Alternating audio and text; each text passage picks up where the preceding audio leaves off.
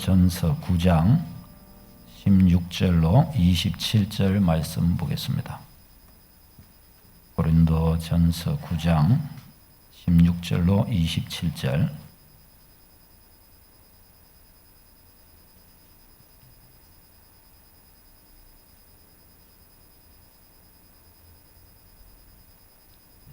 고린도전서 9장 16절로 27절 말씀 우리 다 같이 읽도록 하겠습니다. 시작.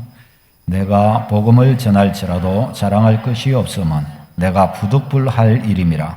만일 복음을 전하지 아니하면 내게 화가 있을 것이로다.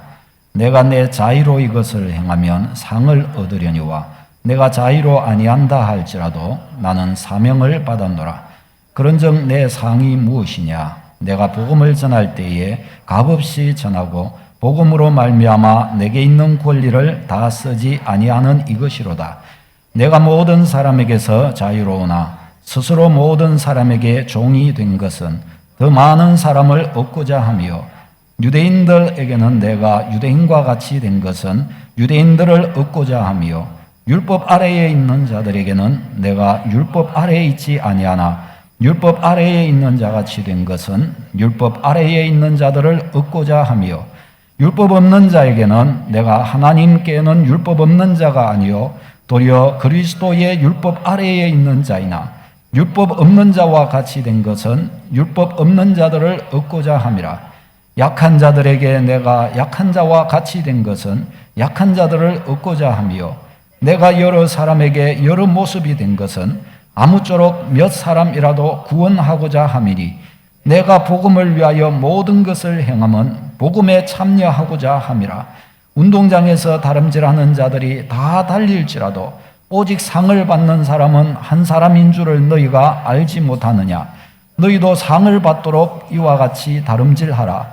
이기기를 다투는 자마다 모든 일에 절제하나니 그들은 썩을 승리자의 관을 얻고자 하되 우리는 썩지 아니할 것을 얻고자 하노라. 그러므로 나는 다름질하기를 향방 없는 것 같이 아니하고 싸우기를 허공을 치는 것 같이 아니하며, 내가 내 몸을 쳐 복종하게 하면 내가 남에게 전파한 후에 자신이 도리어 버림을 당할까 두려워함이로라. 아멘.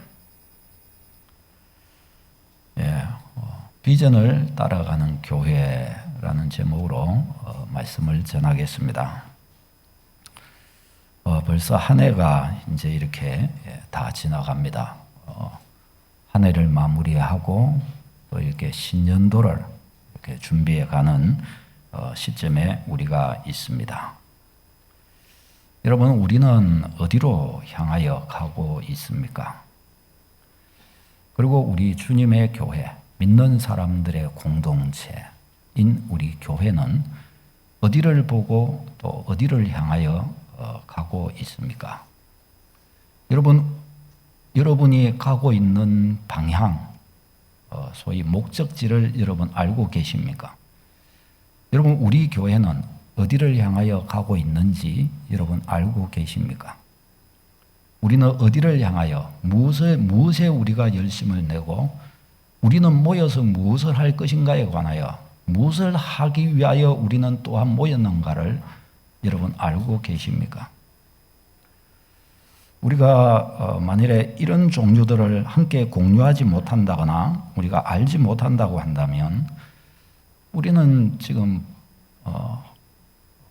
어떤 면에서 방황하는 신앙생활을 하고 있다라고 말해볼 수 있겠고, 오늘 이 본문에 나오는 바울 사도가 전력을 다하여 그의 삶을 주 영광 위에 달려가는 것처럼 우리는 달려가지 못하고 있는 상황에 있는 것이 분명합니다. 왜냐하면 뭘 해야 될지 모르기 때문이죠. 자, 그런 의미에서 우리는 우리가 가는 길, 아니 우리 교회 공동체가 가는 길을 오늘 말씀 속에서 좀 상고하며 우리가 한 해를 마무리하고 신년도를 준비해 가도록 그렇게 해야 하겠습니다. 오늘 이 본문은 바울 사도가 복음을 위해 어떻게 행했는가를 우리에게 가르쳐 줍니다. 16절에 보면 16절 이하에 보면 바울이 복음에 대해 어떤 자세를 가지고 있는지를 알려줍니다. 그는 복음을 전하지 않으면 내게 화가 있을 것이다 라고 그렇게 고백을 합니다. 복음을 전하지 않으면 화가 있을 것이다. 복음을 전하지 않으면 하나님이 내게 진노하실 것이다. 그 말이죠. 아니, 왜 그런가요? 예를 들어서 모든 이 암을 고치는 치료약을 가지고 있습니다. 제가. 근데 그런 제가 제 주변에 수많은 지금 암으로 고통하고 죽어가며 두려워 떨고 있는 사람이 있는데 그런 사람들을 보면서도 웃고 즐거워하기는 하는데 그것이 안타까워서 내가 가지고 있는, 알고 있는, 먹기만 하면은 모든 암이 다 치료되는데 그것에 대하여 아무런 반응도 아무런 말도 해주지 않는다면 저는 어떤 사람일까요? 저는 매우 악한 사람이 되고 말 것입니다. 일전에 호주에서 그런 일이 있었죠. 낚시하는데 한 사람이 빠졌어요. 빠져서 허우적대고 죽어가고 있는데 이 사람이 옆에 낚시하고 있었는데 안 건져준 거예요. 왜 안 건져줬냐? 그러니까 나는 낚시하러 왔지 사람 건주러 오지 않았다. 그래갖고 그 사람을 두고서 그 유족들이 소송을 걸었습니다. 어찌 이런 인간이 있냐? 그랬는데 법원에서는 어떻게 나왔을까요? 무죄 판결이 나왔습니다. 그것을 심판할 법 적용할 게 없다는 거예요. 그러나 도덕적으로는 지탄받아 마땅하다 그렇게 판결을 했다고 합니다. 못된 거죠. 못됐다고 말 정도 갖고도 부족하죠. 악한 것이죠. 여러분, 사람이 이 암 치료약 얼마나 큽니까?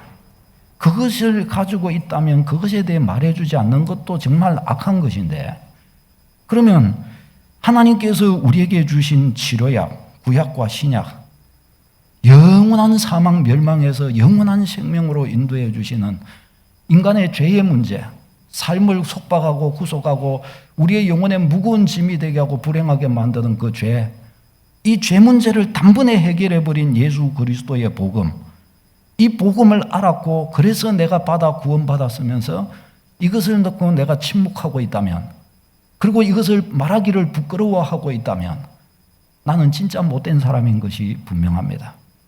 복음을 갖지 않는 사람에게 있어서야 뭐 이 사람은 착하고 도덕적이고 뭐 바르게 살아가고 그렇겠죠. 그러나 하나님께서 보실 때는 너 진짜 못됐다. 너 진짜 복음을 믿긴 하나? 예, 주님, 저는 복음을 믿습니다. 진짜 믿냐? 예, 저는 복음을 믿습니다. 그런데 너는 왜 그 모양이냐? 어찌하여 그 복음을 믿는다고 그러는데 그렇게 말하는데 그것을 알지 못하고 있는 그 사람을 향하여 너는 이 말에 아파하는 마음도 없고 그에게 그것을 전해주고자 하는 마음도 어찌 갖지 못하고 있냐? 너처럼 악한 자가 어디 있냐? 여러분, 이 바울이 그렇다는 거예요. 하나님의 복음, 예수 그리스도의 복음을 이렇게 그가 받았고 알았기 때문에 내가 이 복음을 전하지 않으면 나에게 화가 있다라고 그런 차원에서 그래서 그렇게 고백을 했던 것입니다. 하나님은 이 구원의 생명의 복음을 내게 주셨는데 이 복음을 주기 위해 독생자의 생명까지 여기에 집어넣었는데 그리하여 나를 구원해 주셨는데 그런데 이것을 받은 내가 침묵한다.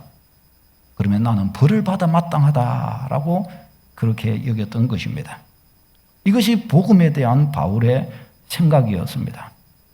그래서 바울은 이 아랫부분에서 이제 자기가 이 복음을 위하여 복음을 전파하기 위해 어떻게 행했는가를 우리에게 가르쳐 줍니다. 19절 이하에 스스로 모든 사람에게 종의 자리로 내려갔다 그렇게 말합니다. 사람들 앞에서 내가 잘난 체 하면서 어떻게 복음 전하겠어요? 다른 사람보다 내가 잘났고 내가 너보다 낫고 이렇게 생각해가지고 어떻게 그에게 복음을 전하겠어요? 그에게 낮은 자리로 내려가는 거예요. 종의 자리로 내려갔다 그렇게 이야기를 합니다. 유대인에게는 자기가 유대인과 같은 자리로, 바울은 율법주의자를 싫어합니다.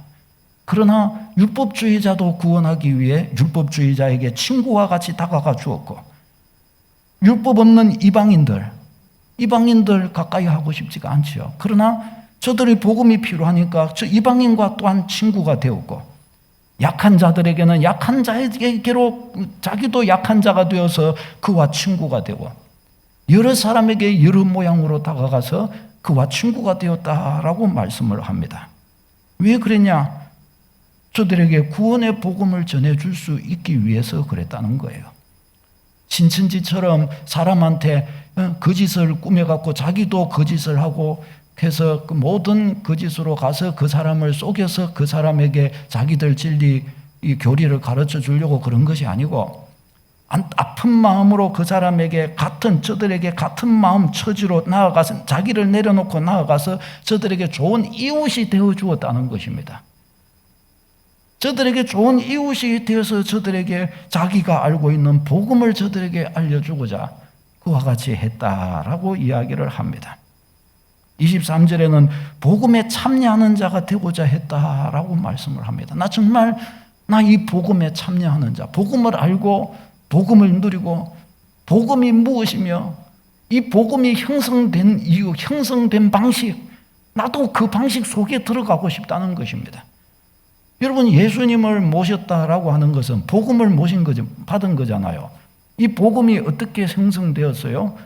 예수님 십자가로 복음이 형성된 거예요. 하나님의 사랑이 그 위에 부어지고 그 복음을 성취하기 위해 독생자 예수께서 자기 생명을 바치는 순종의 자료로 나가서 이 복음이 우리에게 주어진 것입니다.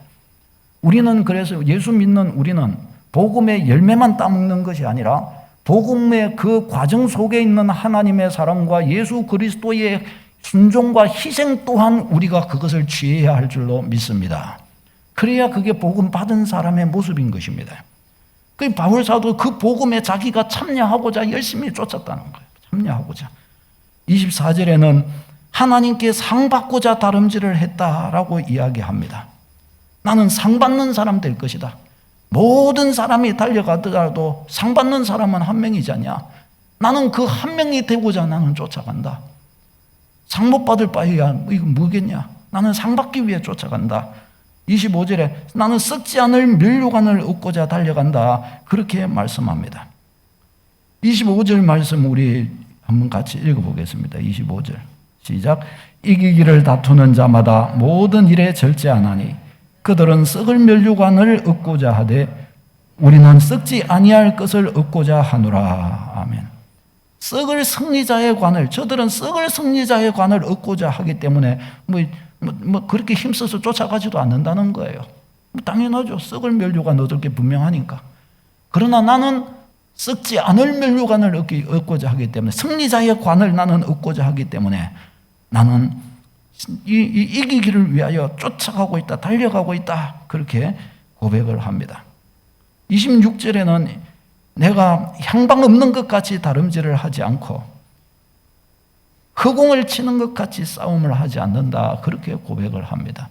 전쟁이 나서 싸우는데 사람들은 적군을 향하여 칼을 휘두르고 있는데 나는 적군은 놔두고 허공에다가 칼을 휘두르요. 그럼 어떻게 해요?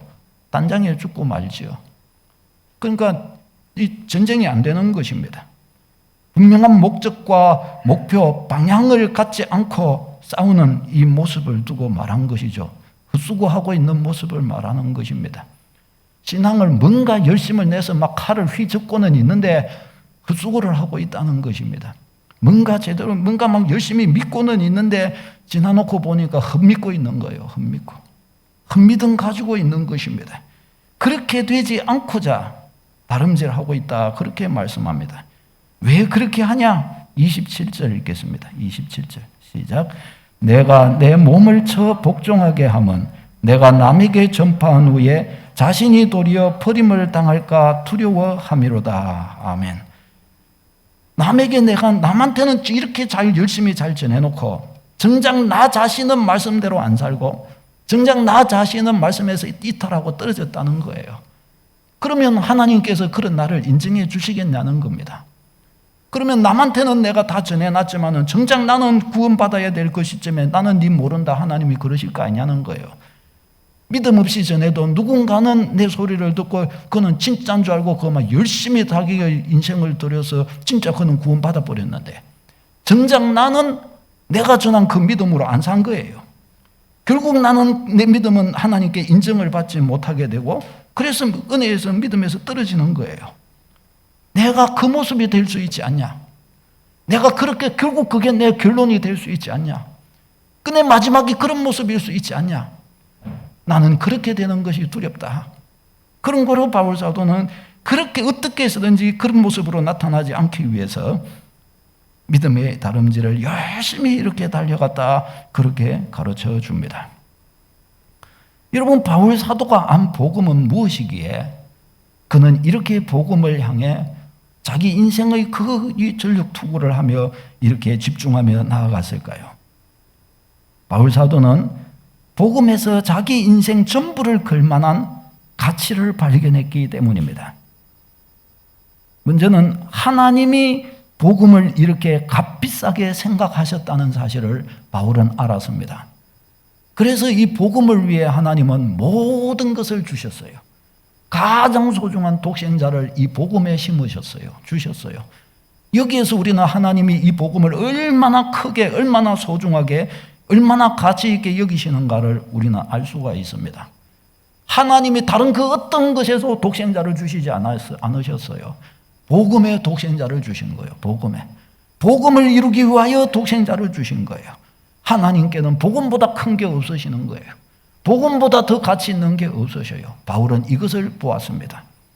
두 번째는 오직 복음만이 모든 인간, 모든 민족에게 답이 될 수 있다는 것을 보았기 때문입니다. 복음이 인생의 답이구나. 바울은 이것을 인정할 수밖에 없었던 것입니다. 악인이든지 서인이든지 죄인이든지 누구든지 간에 복음, 예수의 이 복음만이 그를 살릴 수 있고, 악인이 복음 받아들이면 선한 사람 되고, 사회가 아주 죄악으로 물들어서 아주 이 인간 사는 세상이 되지 못한 것, 그런 세상에도 복음이 전해지고 복음을 제대로 받아들이고 누리는 사람들이 생기면 그 사회가 밝아지고 복된 사회가 될 것이다. 바울은 복음에서 비전을 보았던 것입니다. 복음만이 인생의 답이구나. 그래서 이 복음을 위해 내 한 인생 드려야 되겠다, 그렇게 생각을 했던 것입니다. 바울은 이 복음 외에 영원히 구원받을 그 어떤 길도 없음을 그는 보았습니다. 복음 아니면 다 지옥 간다는 거예요. 그러니 이 복음에 내 인생을 복음을 위해 사는 것보다 더 큰 게 어디 있겠냐, 그는 그렇게 결론을 내렸던 것입니다.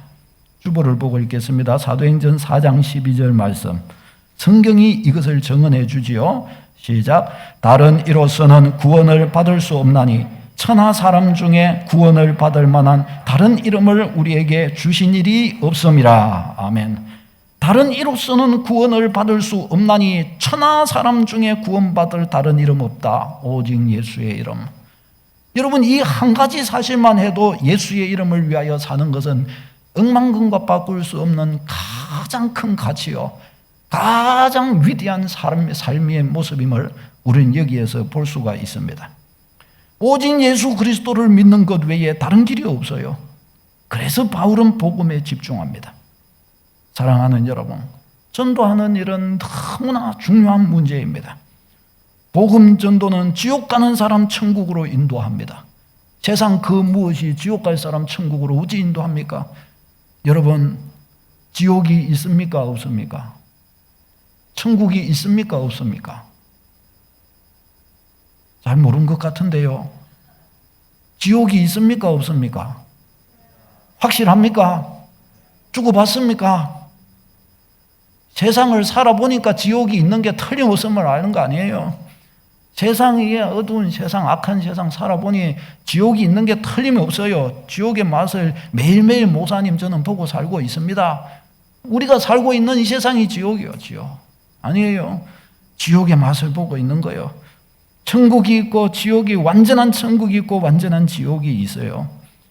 이 복음 전도는 지옥 갈 사람 천국 주는 것입니다. 세상에 방황하고 고통하고 지옥의 삶을 살고 있는 그 사람 천국, 복음의 맛 딱 보여주면 그때부터 천국 가는 겁니다. 그때부터 천국의 맛보기 시작하는 겁니다. 불행한 사람, 불쌍한 사람 있잖아요. 예수 복음 누리게 만들어주면 그는 천국의 은혜를 누리며 가장 행복한 자가 됩니다. 믿으시기를 축원합니다.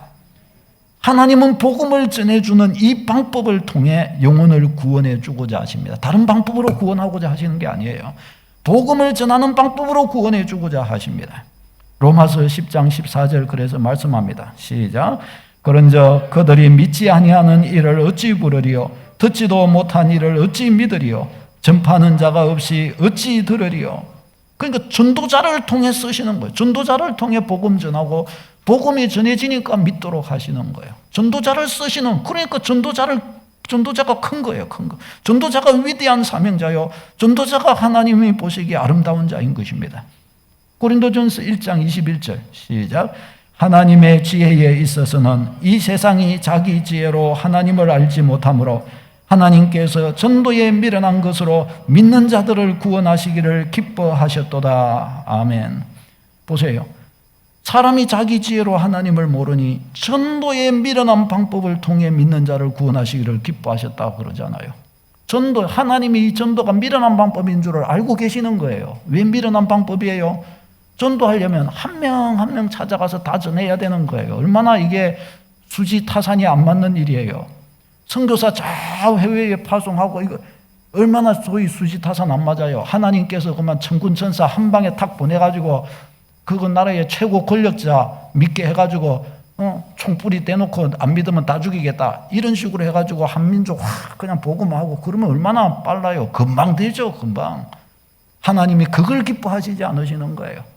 주의 신에 감동된 한 사람의 눈물과 기도와 헌신을 통하여 그런 그 한 사람의 입술을 통하여 전해지는 복음을 기뻐하시고 그 복음을 통해 한 사람이 구원받게 되는 그 과정을 하나님은 기뻐하시는 거예요.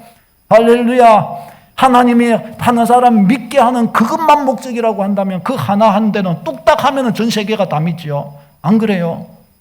그렇게도 하실 수 있잖아요. 우리 하나님의 능력, 돌로도 하겠다고 그러시는 분이신데, 그러나 하나님은 이와 같은 우리의 지성의 존재인, 우리 인격의 존재인, 전인적인 존재인 우리 인간의 그런 감동을 통해 전해지는 것, 이것을 하나님은 기뻐하시는 거예요.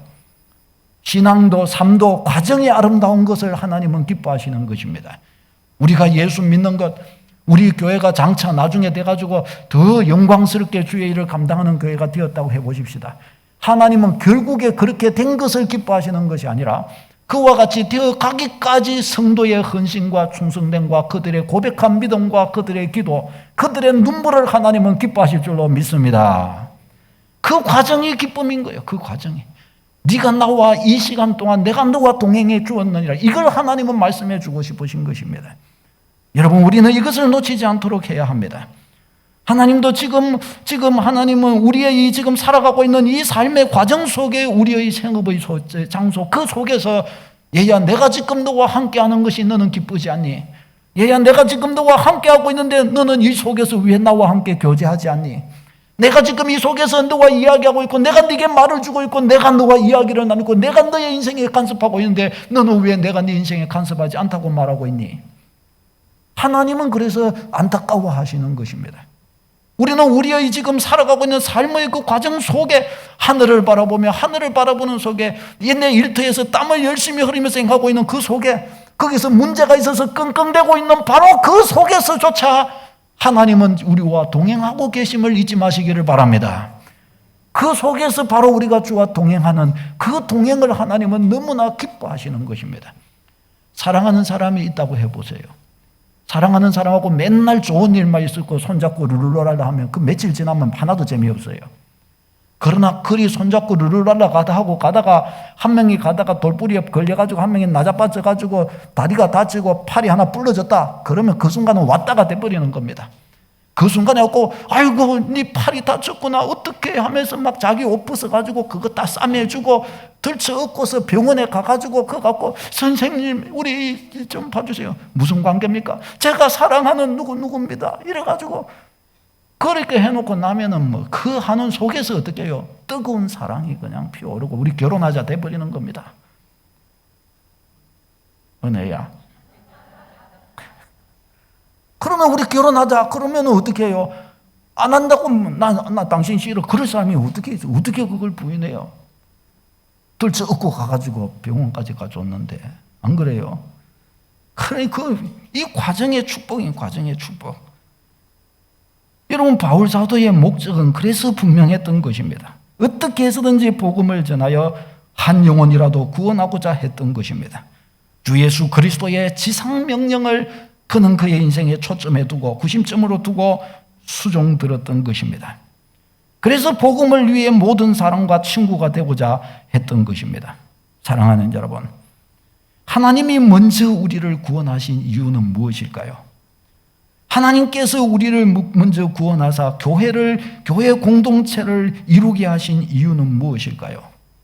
마태복음 28장 18절로 20절에 가르쳐 줍니다. 시작. 예수께서 나와 말씀하여 이르시되 하늘과 땅의 모든 권세를 내게 주셨으니 그러므로 너희는 가서 모든 민족을 제자로 삼아 아버지와 아들과 성령의 이름으로 세례를 베풀고 내가 너희에게 분부한 모든 것을 가르쳐 지키게 하라. 아멘. 여기에서 교회의 존재 목적이 나옵니다. 교회의 존재 목적. 모든 민족을 제자로 삼아, 범일동에 사는 사람들을 제자로 삼아, 부산 땅에 사는 사람들을 제자로 삼아, 이 정도가 아니라 모든 민족을 제자로 삼아라고 말씀을 하십니다. 여러분, 교회의 목적, 우리의 목적, 존재 목적이 분명하지 않다고 한다면 어떻게 돼요? 우리는 자꾸 허공을 손짓하는 것과 똑같은 것입니다. 적군을 앞에 놓고 허공에다가 칼 휘두르는 것과 똑같은 것입니다. 허공을 치면 신앙생활, 그는 아무런 답이 되지를 못합니다. 예수님의 말씀을 생각해 보십시다. 마태복음 5장 13절요. 시작. 너희는 세상의 소금이니 소금이 만일 그 맛을 잃으면 무엇으로 짜게 하리요? 그에는 아무 쓸데없어 다만 밖에 버려져 사람에게 밟힐 뿐이니라. 아멘. 소금이 그 맛을 잃으면 무엇으로 짜게 하겠느냐? 밖에 버리고 만다. 맛이른 소금은 쓸데가 없다는 것입니다. 맛이른 교회가 뭐예요? 허공에다가 맨날 칼 휘두르는 거 아닙니까?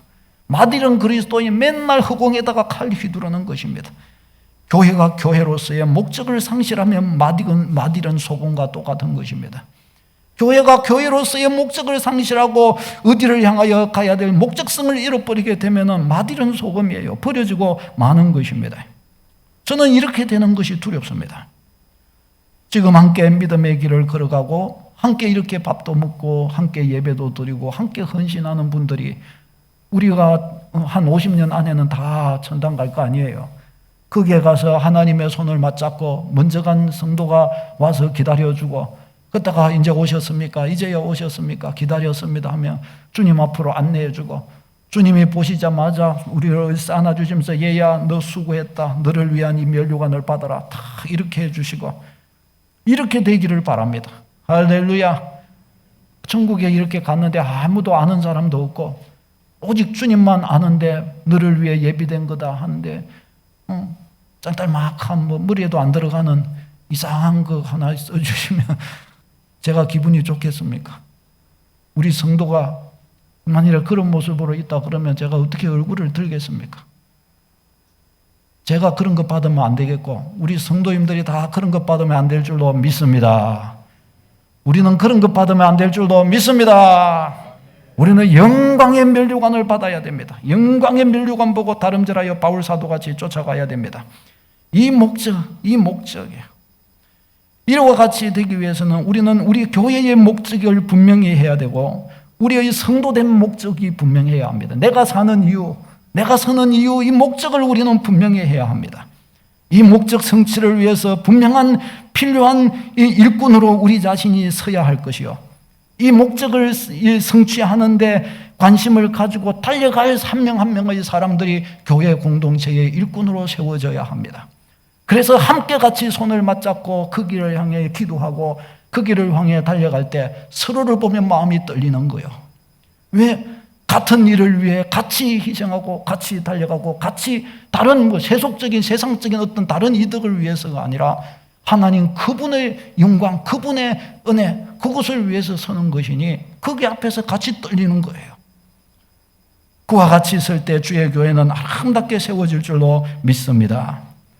여러분, 우리 서강교회의 존재 목적, 우리 서강교회의 존재 목적은 뭡니까? 우리 서강교회의 존재 목적은 어디에 있죠? 어디에 있어요? 어디에 있어요? 저기에 있죠. 그렇죠? 서광교회의 존재 목적은 여기에 나옵니다. 비전 선언문, 우리 다 같이 한번 읽어보십시다. 시작.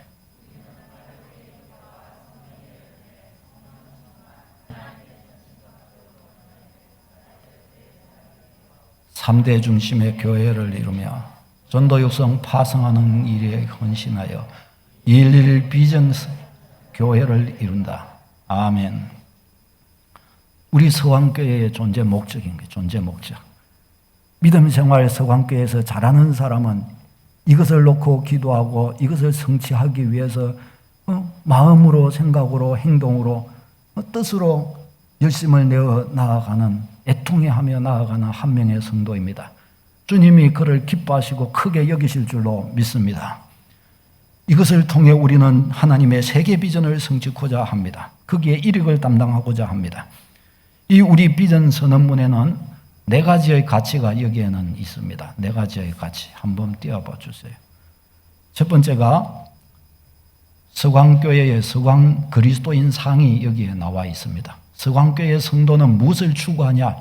서광교회 성도의 인격, 팔복의 인격, 성령의 열매의 인격입니다. 서광교회 그리스도인들은 팔복의 인격을 추구하는 사람인 줄로 믿습니다. 서광교회 그리스도인인데 혈기 부리고 육신대로 행하고 그런 것들을 아무렇지도 않게 생각하고 그 사람은 서광교회 그리스도인이 어떤 것인지, 서광교회 성도는 무엇을 추구해 가는 것인지 잘 모르는 사람입니다. 그건 부끄러운 일입니다.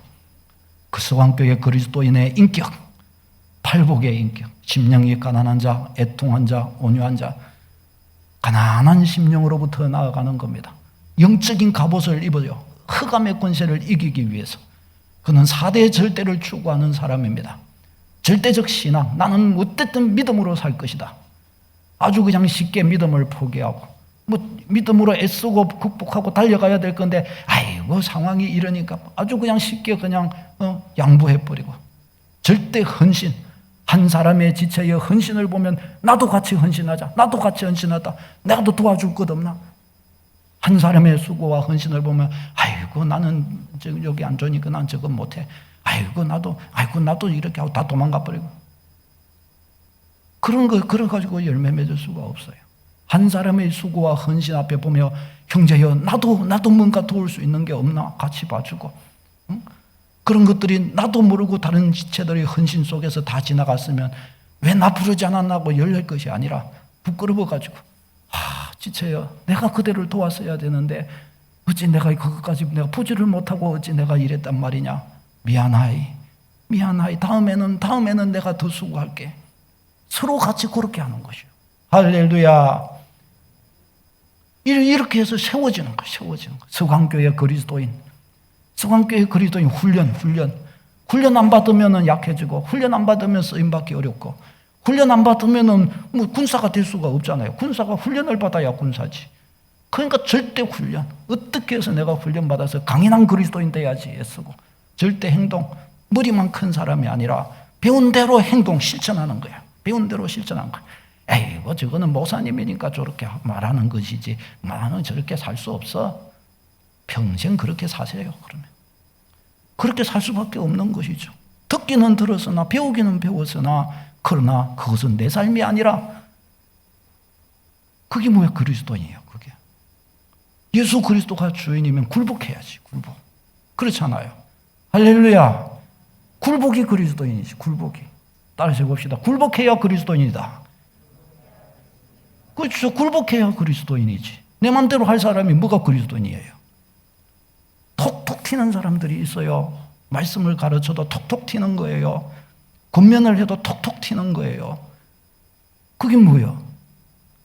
하나님의 말씀 앞에 성도가 아멘하여 엎드려 겸허하게 나아가야죠.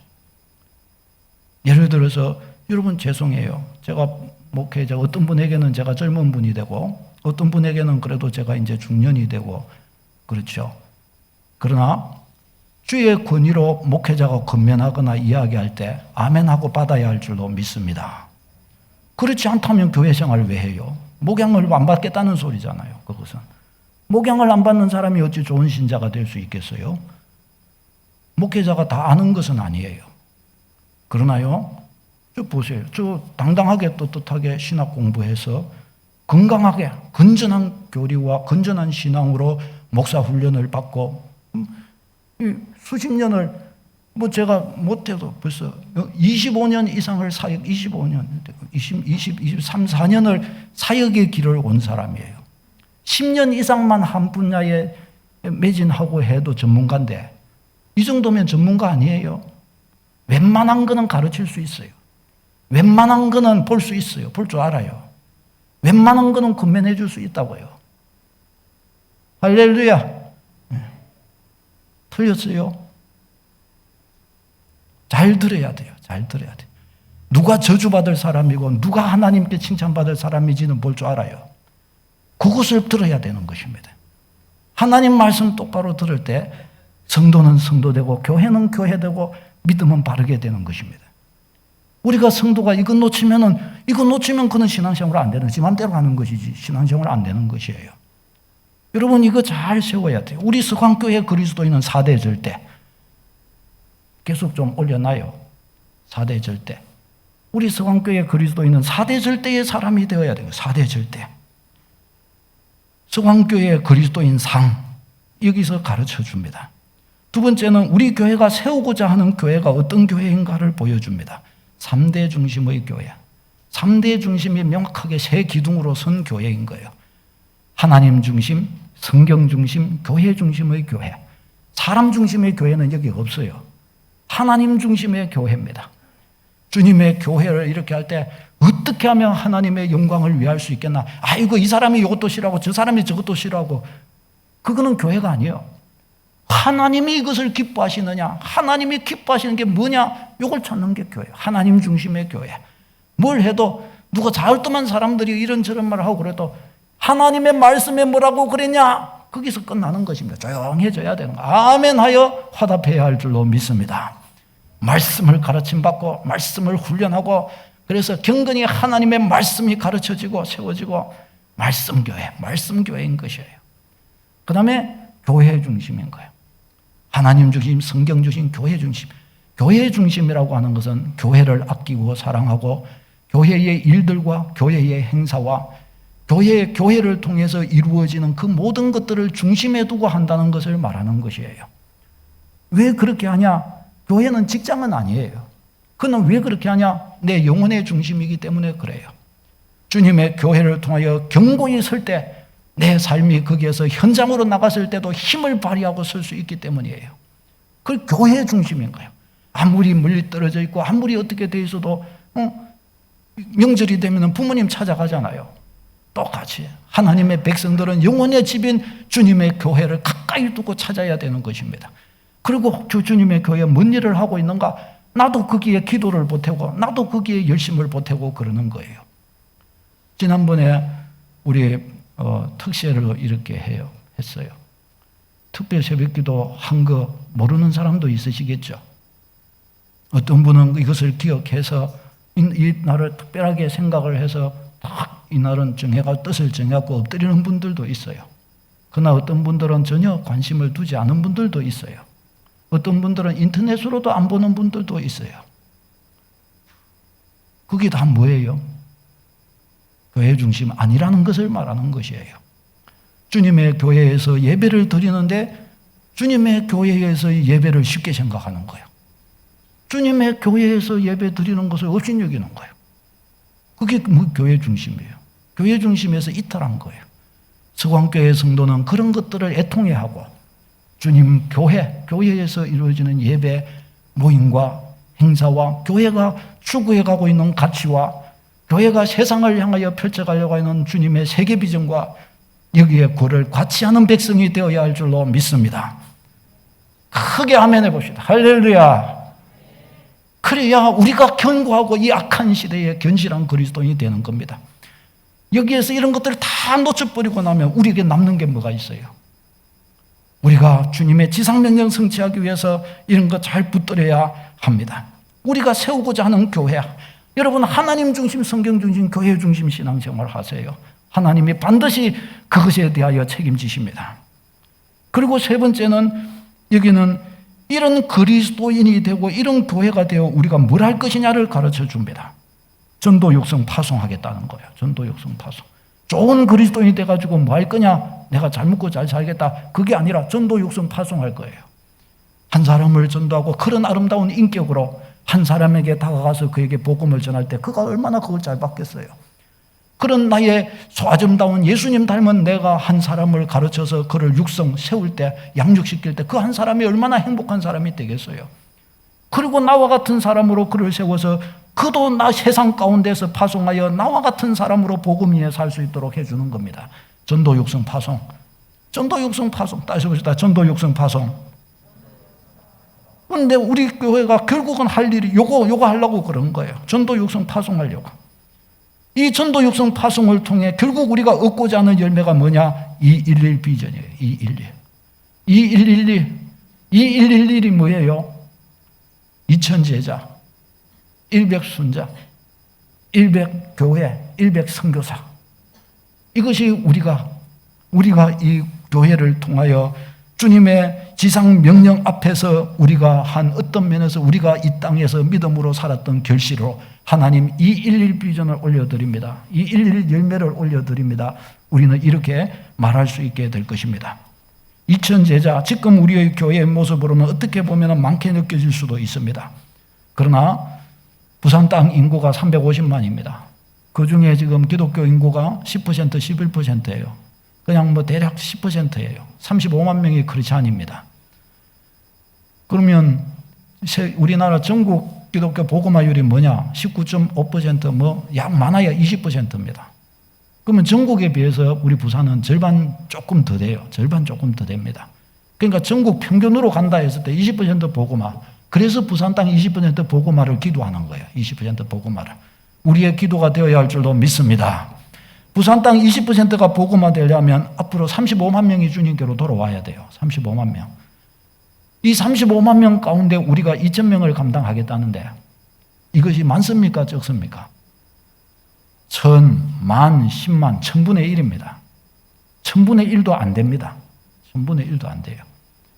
이 35만 가운데 2,000명의 영혼들을 건지기 위해서 우리가 적어도 10만 명 이상에게 부산 땅에서 복음을 전파하고 할렐루야 10만 명 이상에게 복음을 전파해야 할 줄로 믿습니다. 저 딴 데서가 아니라 적어도 부산에서만도 10만 명 이상에게 복음을 전해야 돼요. 그리고 그 중에서 무려 2,000명의 영혼을 구원하고 이들을 양육하고 다시금 파송할 수 있기 위해서 100명의 순장이 필요합니다. 100명의 육성자 양육할 사람이 필요하고 100명을 양육할 소그룹이 필요합니다. 그 작업을 인도할 한 명의 사람이 순장인 거예요. 거기서 인도할 한 명의 사람. 그 한 명의 사람을 지금 키우고 있습니다. 그 한 명의 사람을 채워가고 있습니다. 이렇게 하여 100개의 양육순이 생기고 이 양육순을 통하여 각 순이 자라가면서 각 순을 통해 한 명의 선교사를 파송하고 한 명의 교회를 그 한 순이 개척을 하는 거예요. 아니 목사님 그 순이 얼마나 크게 개척을 합니까? 정 안 되면 그 한 순이 한 개척교회가 될 수 있습니다. 그렇게 분가시켜서 개척하면 됩니다. 그렇잖아요. 그것이 순입니다. 그것이 순. 한 명의 사람을 제자로 양육하여 세우는 바로 그 놀라운 예수님이 제자를 양육하고 사도들이 또 제자를 양육하였듯이 한 교회로서 서게 되는 겁니다. 그러면 100개 교회가 되는 거죠, 뭐. 사랑하는 여러분, 이것이 우리의 비전 선언문 속에 담겨 있습니다. 여러분, 지금은 이 코로나의 시대를 맞이하고 이것도 때가 되면은 없어지게 지나가게 될 것입니다. 우리는 이 이후를 또한 준비하면서 믿음의 꽃비를 당겨야 합니다. 우리는 생각해야 됩니다. 내가 비전을 성취하기 위해 무엇을 할 것이냐? 내가 비전을 성취하려면 내가 어떻게 해야 되겠느냐? 비전이 성취되기 위해 내가 해야 할 일과 하지 말아야 될 것이 무엇이 있는가? 비전 성취를 위해 내가 정말 기도해야 되고 내가 비전 성취를 위해 서야 될 자리가 어디인가? 우리는 이것을 생각하고 또 생각해야 합니다. 우리는 모이면 기도하고 흩어지면 전도하고자 해야 합니다. 왜요? 복을 받습니다. 할렐루야. 주님이 반드시 우리를 기억하시고 주의 은혜를 채워주십니다. 우리의 마음과 생각에 예수로 꽉 채울 수 있도록 할 수 있으면 그리해야 합니다. 말을 하면 예수가 우리 입에서 튀어나오고 만지기만 하면 211 비전과 지상면전 성취의 이야기가 나오도록 해야 합니다. 우리는 우리 스스로를 자꾸 다듬어야 합니다. 목사가 이 비전을 만들었으니까 목사 거다. 나는 아니다. 그리스도의 백성이요 주님 교회의 일원이라면 우리의 것입니다. 목사는 비전을 보고 성도는 그 비전에 연합하여 함께 같이 달려가는 것입니다. 주님의 비전을 이루기 위해 여러분 한 사람 한 사람이 필요합니다. 주님의 비전 성취를 위해 여러분 한 사람 한 사람의 헌신이 필요합니다. 주님의 놀라운 역사가 이루어질 것입니다. 100명의 순장이 필요합니다. 순장은 비전을 성취하기 위해 최전방에 서는 일꾼입니다. 모든 중직자, 모든 전도의 모든 성도는 순장이 되어야 합니다. 우리는 다 같이 복음을 알고 복음을 누리고 복음을 위해 살고자 해야 합니다. 여러분 앞으로 우리 교회는 다시 재정비되어져야 합니다. 뒤로 물러갈 곳이 없어요. 저도 제게 남은 사역의 기간도 많지가 않고 우리 지금까지 서왔던 우리 모든 성도님들의 삶의 여정도 얼마나 더 있겠고 자라나는 세대들이 이제 있잖아요. 우리가 보여줘야 할 것을 보여줘야 하고 세워줘야 할 것을 세워줘야 합니다. 이제 이 주님의 교회를 다시금 재정비하여 비전을 성취하는 데 지대한 관심을 가지고 실제적으로 뛸 수 있는 사람들을 앞자리로 세워야 합니다. 그리고 그들과 함께 뛰어가도록 해야 합니다. 이것은 다른 이들을 싫어한다거나 미워한다거나 그런 말이 아닙니다. 주님의 교회를 교회답게 세워가기 위해서 우리는 교회를 재정비해야 한다라는 것입니다. 앞으로 우리 전도회도 12월 달 되면 이제 총회를 합니다. 그냥 세우지 말고요. 열심히 간절히 기도해야 합니다. 그리고 전도회를 세울 수 있는 사람을 세워야 합니다. 그냥 순서대로 그렇게 하지 마시고요. 서로 정말 같이 기도해서 진짜 주님 주신 감동을 따라 헌신될 사람을 해야 돼요. 그리고 전도회다운 이름을 가진 그 이름에 걸맞도록 할 수 있도록 구비하고 준비시켜야 합니다. 주의 일이 될 수 있도록 말이죠. 그렇게 해 가야 합니다. 이것은 뭔가 좀 무섭게 만들고 그런 것이 아닙니다. 우리가 다 살기 위함입니다. 할렐루야. 다시 봅시다. 살기 위하여. 살기 위하여. 그래요. 살기 위하여 그러는 것입니다. 나도 살고 너도 살고 우리도 살기 위해서 그러는 거예요. 우리 영혼이 살아야 되기 때문에 그런 것입니다. 사랑하는 여러분, 목회자가 보는 것을 같이 주목해 주시기를 바랍니다. 목사가 보는 눈이 쉽게 보지 마세요. 거기에 주님의 눈이 있다고, 물론 여러분들이 보는 것에도 주님의 눈이 있음을 부인하지 않습니다. 그러나 주의 교회를 맡은 자로서 하나님이 제가 보는 것에 또한 간섭하시는 것이 다를 줄로 믿습니다. 목회자가 보고 있는 것에 같이 주목해 주시기를 바랍니다. 그리고 목회자가 이끄는 곳으로 믿고 같이 따라가 주시기를 바랍니다. 지금 우리 교회에 조금씩 이 비전 성취를 위해서 우리도 하고 있습니다. 이제 그래서 더 분명하게 하고자 우리는 다시 재개편과 갱신을 우리는 요구하고 있습니다. 금요일날 순장 훈련을 하면서 8명의 훈련생들이 지금 훈련 받고 있습니다. 지금은 이제 순원들을 삼기 위해서 지금 기도하고 찾고 있습니다. 여러분 이것을 놓고 같이 기도해 주십시오. 시작하는 시점입니다. 여기에서 여러분 자신 중에 누군가가 순원이 되어 주십시오. 그래서 함께 같이 주님 위해서 우리가 주님 나라 위해서 같이 기도하며 달려가십시다. 내가 당신의 순원이 되겠습니다. 라고 해 주십시오. 어떤 이들은 순원이 될 만한 사람들을 붙여주십시오. 서로 기도하고 그렇게 말이죠. 그래서 나 또한 순장이 되기 위해 여러분 꿈을 가지고 자라가십시오. 주님의 비전 성취할 나 그 한 사람이 되고 싶습니다. 그 꿈을 가지고 나아가 주십시오. 순장을 지금 삼아가고 있습니다. 또한 우리가 주일날도 이렇게 앞에 예배할 때 앞부분에 영상을 이렇게 보고 이렇게 합니다. 그 영상이 어떤 영상이죠?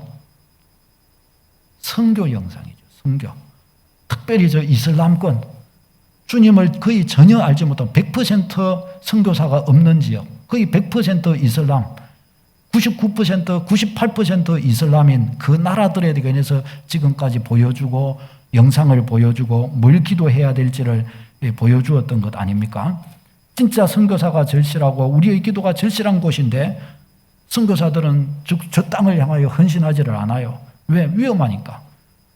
안 위험한 쪽으로 다 가는 거예요. 미국에 가고 유럽에 가고 일본에 가고 안 위험한 데 가는 거예요. 그러나 저 땅은 위험하잖아요. 그러니까 선교사한테 흥미가 없어요. 안 가는 거예요. 그 안 가고 있으니까 99%, 98%, 뭐 100% 복음 전해줄 사람이 없으니까 또 믿지도 않는 거예요. 아주 이제 척박하고 열악해요. 저도 또한 그것을 보고 있으니 이런 영상을 우리 교회가 시작하는 거예요. 왜? 우리는 211 비전을 가지고 있으니까. 요거 놓고 우리가 기도부터 심자는 거죠. 이거 자꾸 듣다 보면 우리한테도 더 그 땅에 대한 알미 열리고 비전도 생길 거 아니에요. 할렐루야. 가만히 있으면 비전 생깁니까? 아니잖아요. 눈을 열어야죠. 눈을. 이런 세상이 있고 저런 땅이 있고 저 땅에 우리보다 많은 사람들이 있는데 저 땅에 사람들이 지금 주님을 모르고 있구나. 우리가 자꾸 듣고 알아야죠. 그리고 뭘 기도해야 될지 우리가 또 알아야 되지 않겠습니까? 그것도 하고 있는, 그걸 하고 있는 거예요. 그걸. 이 영상을 일단 자꾸 보면서 우리 성도님들이 자꾸 접하면서 선교란 이런 거구나. 이런 일이 하나님 앞에 이루어지고 있구나. 우리가 이걸 놓고 기도해야 되겠구나. 저런 나라가 있었구나. 저런 종족이 있었구나. 저 사람들은 지금 다 지옥 가고 있구나. 선교사가 지금 저 땅에는 이렇게 없구나. 아이고 이런 걸 놓고 내가 기도해 줘야 되겠구나. 이런 정보를 흘리는 거. 이런 정보를 자꾸 주는 거예요. 이것은 뭐 내가 나는 저런 거 보기 싫다. 저런 거 싫다. 그거하고 상관이 없는 것입니다. 반드시 해야 될 문제이고 반드시 나아가야 될 일이기 때문에 복음 전하는 것이 싫고 좋고의 문제가 아니라 사명이듯이 우리가 이 사명 앞으로 가야 될 문제이기 때문에 그런 것입니다. 저는 목요일 날 선교 훈련을 하고 있고 단기 선교사로 파송할 사람들을 훈련하는 일에 참여하고 있습니다. 지금 우리 교회가 평일에는 비니까 우리 교회에 또 코로나 시대이고 이래서 뭐 장소 구하기도 어렵고 이러니까 우리 교회를 제공을 하고 있습니다. 알게 모르게 여러분들의 헌신이라고 생각합니다. 요걸 하면서 이번에 저도 제가 이렇게 섬기면서 우리 부산 지역의 목회자들 이번에 15명이 선교를 나가기로 지금 헌신한 상태에 있습니다. 이분들이 거의 훈련을 다 받았고요. 이제 올 겨울에 이 나라가 갈 수만 있게 된다면 이제 이분들 가실 겁니다. 이 일에 우리 교회당이 쓰임 받았고 저도 그 자리에 가서 쓴 거예요. 우리 교회를 대표하는 목회자가 구약적 배경에 의하면 목회자가 그와 같이 거기에 그리 하는 것은 또한 우리 온 성도들을 등에 지고 하는 것임을 믿습니다. 그게 그런 거예요. 그러니까 이와 같은 일들에 헌신한 거예요. 알게 모르게 왜 이렇게 할까요? 이 111 비전을 이루어야 되기 때문에 목회자가 먼저 더 알고 저도 그거 안 하면 더 편하죠. 그러나 더 헌신하면서 그건 선교의 내용을 더 알아가고 아는 만큼 여러분들에게 더 그것을 전해줄 수가 있겠고 그 실제를 보여줄 수가 있겠고 할렐루야. 그러면 더 달려갈 수 있는 것 아니겠습니까? 올해에 이 지금 코로나 이 시대에 15명, 작년에 2명이었어요. 근데 15명, 많은 열매를 하나님 주신 거예요. 이것도 우리의 열매인 줄로 믿습니다. 저는 그 믿음을 가지고 하고 있어요. 그런 거예요. 그렇게 해서 쓰이고 준비되고 하는 거예요. 주님의 세계 비전이에요. 주님의 세계 비전. 준비하는 것입니다. 사랑하는 여러분, 우리가 이 은혜 앞에서 올 한 해를 참 잘 마무리해 가고 신년도 나아가면서 아무래도 내년도에는 그래도 코로나도 정복되지 않을까요? 기대하는 마음을 가지고 우리가 더욱 준비하고 새겨지고 세워져서 주의 영광 위에 서는 축복이 있기를 바랍니다. 주님께서 보실 때 내가 네게 열매를 주리라. 이 축복 딱 붙들고서는 저와 여러분 되시기를 축원합니다. 기도하겠습니다. 우리 말씀 붙들고 함께 같이 좀 기도하겠습니다. 주님의 교회 비전, 주님 정확하게 세워지게 하옵소서. 나에게 세워지게 하옵소서. 온 교회가 비전으로 묶어지게 하여 주시옵소서. 비전 위하여 달려가게 하여 주시옵소서. 이 111 비전 위에 각각 서야 할 자리에 세워지게 하여 주시옵소서. 이 일에 쓰임받기 원하는 분들을 세워주시옵시고 보내어 주시옵시고 서도록 도와 주시옵소서. 주여 주의 일을 부응케 하옵소서. 우리 이런 제목 가지고 말씀을 기억하며 다 같이 한번 기도하겠습니다. 주여